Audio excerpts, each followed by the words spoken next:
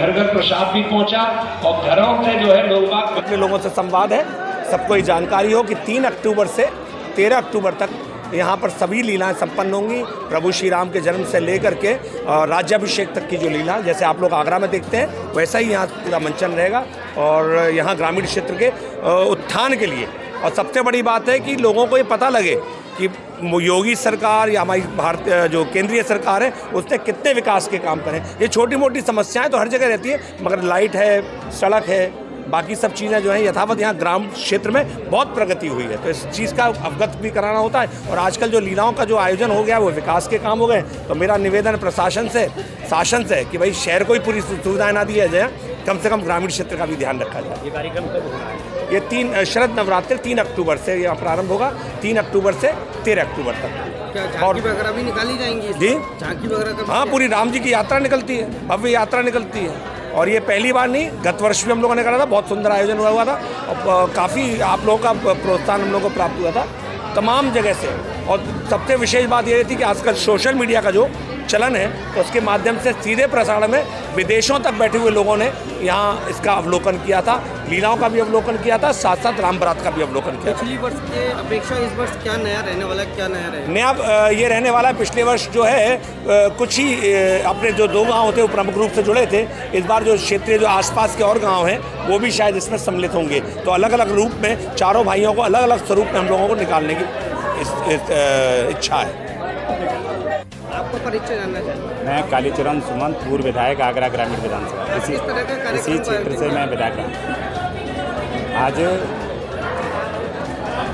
आज मनकामेश्वर महादेव ट्रस्ट एवं दिंगनेर क्षेत्रीय निवासियों के द्वारा जो परंपरागत रामलीला महोत्सव का आयोजन होता है और इस आयोजन की तैयारी के लिए आज यहाँ लोगों ने बैठक की और इस बैठक में सर्वसम्मति से क्षेत्रीय लोगों ने ये आश्वासन दिया महाराज जी को कि रामलीला महोत्सव को विगत वर्ष की भांति जैसा कि पहले भव्य तरीके से मनाया गया था, इस बार भी पूर्ण रूप से सहयोग करेंगे, जिसमें हमारे ब्लाक के ब्लाक प्रमुख उत्तम सिंह काका जी भी आए हुए हैं और हम क्षेत्रीय जनप्रतिनिधि भी लोग हैं। जैसा कि इस कार्यक्रम का जो आयोजन है 3 अक्टूबर से लेकर के 13 अक्टूबर तक चलेगा और 8 अक्टूबर को प्रभु श्री राम की राम बारात निकलेगी। और कहाँ से कहाँ तक निकलेगी? यहीं से मनकामेश्वर महादेव से निकलती है और जो भी रूट ये तैयार करेंगे, कमेटी के लोग रूट तैयार करेंगे, कहाँ कहाँ से निकालेंगे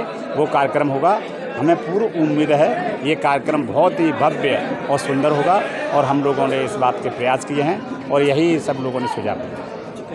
वहाँ पहुँचिए, किस प्रकार का प्रेस वार्ता का मुख्य उद्देश्य किसको लेकर? इस प्रेस वार्ता का मुख्य उद्देश्य मनकामेश्वर महाराज जी के महंत के द्वारा ग्राम दिंगनेर में भव्य 3 अक्टूबर से भव्य रामलीला का कार्यक्रम आयोजित किया गया है। उसी वास्ते यहाँ के दिंगनेर वासियों को और आसपास के लोगों को इस कार्यक्रम को भव्य रूप से संपन्न बनाने के लिए एकत्रित किया गया है। अब की बार क्या कुछ खास रहने वाला है? अब की बार, पिछली बार भी बहुत कुछ खास रहा था। महाराज जी ने इस बार और भव्य रूप से इसको आगे बढ़ाने की कोशिश की है और उम्मीद है शायद प्रदेश के मुखिया माननीय योगी आदित्यनाथ जी, मुख्यमंत्री योगी आदित्यनाथ जी शायद इसका उद्घाटन करेंगे, ऐसा महाराज जी ने उनको आमंत्रण दिया है। अगर उनके पास समय हुआ तो ये क्षेत्र हमारा और विकासखंड गौरवान्वित महाराज जी के चिन्हों से होगा। क्या है मुख्य उद्देश्य? देखिए, प्राचीन सनातन काल से एक परंपरा चली आ रही है। भगवान राम के चरित्र को जीवंत करने का काम हमारे यहाँ जो रामलीलाएँ होती थी वो गांव-गांव, मोहल्ले-मोहल्ले में होती थी।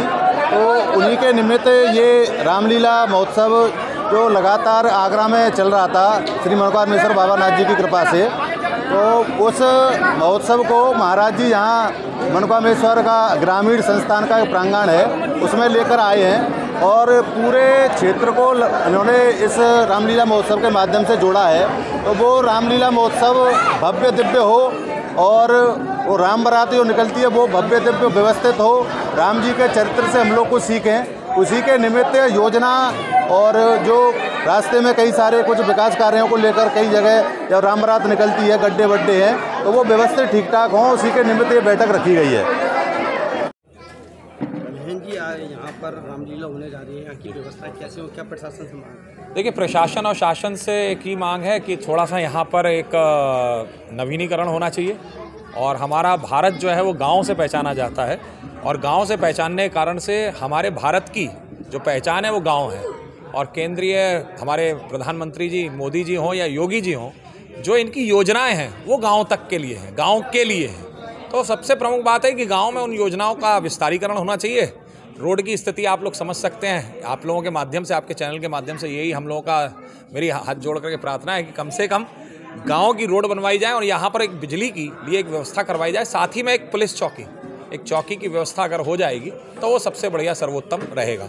हालांकि बहुत हमारे गांव सब बदल रहे हैं, हमारे सभी लोग हैं यहाँ, सचिन जी हैं, लक्ष्मीकांत भैया, सभी लोग हमारे साथ में जो है, हरिओम जी हैं, सभी लोग हमारे साथ उपस्थित हैं।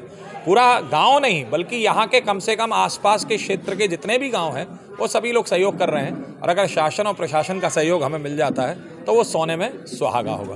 तो आइए रामलीला का आनंद लेते हैं। 3 तारीख से 13 तारीख तक हम लोग सभी लोग, पूरा भारत, जहाँ ये कहा जाता है कि चंदन है इस देश की मिट्टी, तपोभूमि और गांव है, हर बाला देवी की प्रतिमा, यहाँ बच्चा बच्चा राम है।